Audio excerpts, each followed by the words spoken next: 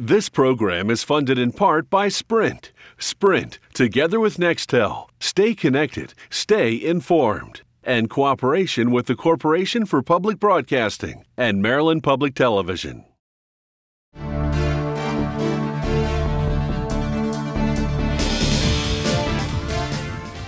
From more than 400 miles in space, let's descend to about 40,000 feet for a look at airborne geospatial data and services. Aerial photography has come a long way from World War I, when airmen took snapshots from open cockpits in those biplanes made of canvas and wood. Len Deibert found the results from today's airborne geospatial technology astounding.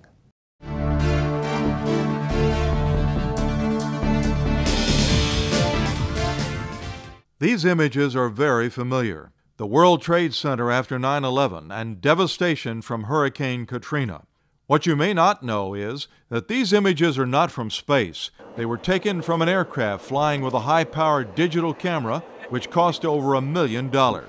Only aerial photography with this kind of equipment can provide this level of accuracy and detail. To support rescue and recovery efforts after 9/11, the plane was equipped not only with a digital camera, but LiDAR and a thermal instrument to map heat over the disaster area. It's never been done before in our business. That's record turnaround time. Those 3 instruments had never been flown like that before. That's amazing. It took us 2 days to put it together and get in the air. We were able to help the people at the World Trade Center. You don't do emergency response work well by accident. You do it because you know what your mission is, you know who your people are, your people know what their mission is, and you know how to communicate.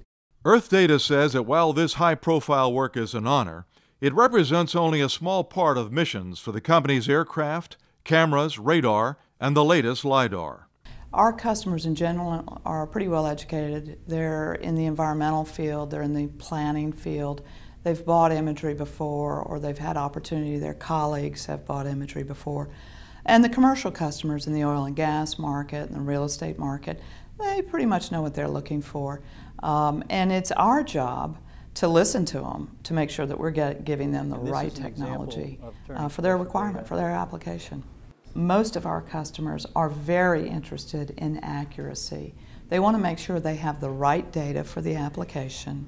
They're very interested in the resolution, the spatial accuracy, whether it's 6 inches or 3 inches, and the vertical and horizontal accuracy of the data, so that they can insert it into their business programs and make accurate, good decisions. EarthData began as a company named Photoscience in 1955.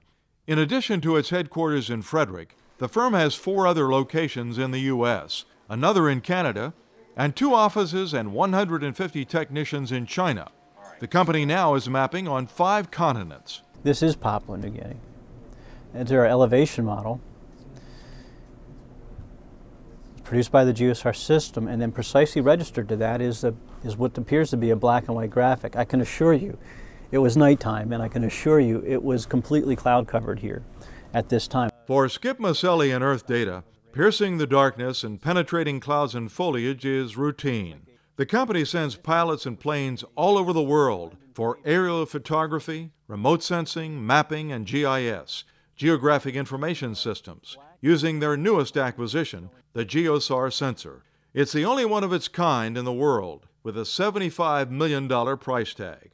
GeoSAR is the only sensor in the world right now that is simultaneously flying the X and P bands with multiple antennae off of the same aircraft, and then making these elevation models with a single pass. Nobody else has done that.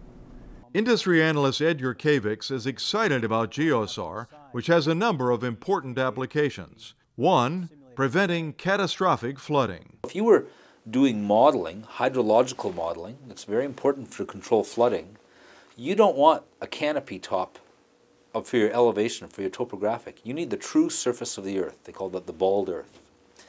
And if you are able to capture this imagery with a couple of bands of radar, one longer wavelength that penetrates through the canopy and goes to the surface of the Earth, and another one that is stopped at the canopy top, then you can actually peel off the vegetation layer off the surface of the Earth and reduce that to a bald Earth. And that's a valuable application for a lot of different things. GeoSAR is short for synthetic aperture radar.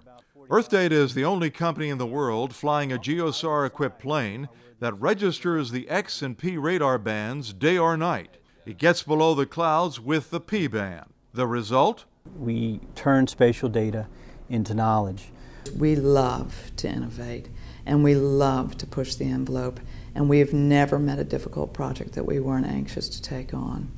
Our skill set is in managing large, difficult, complex projects and bringing new technology to the market first. You have to have a passion for creativity and innovation. As a result, EarthData is one of the world's largest providers of airborne imagery. In addition to its unique GeoSAR aircraft, it has a fleet of 12 planes and an arsenal of technology. Digital and film cameras capturing data in black and white and color, infrared sensors, radar and LiDAR, laser imaging detection and ranging. It's not necessarily that our sensors are unique, it's the breadth and depth of sensors that we have so that we can listen to the customer, understand what the customer's application is, and provide the very best technology to solve their business problem. In addition to supplying aerial photography at the highest resolution, highly detailed maps, models and visualization, and geographic information services to a wide range of clients, it's built a diverse and highly experienced workforce, something most organizations consider their greatest asset.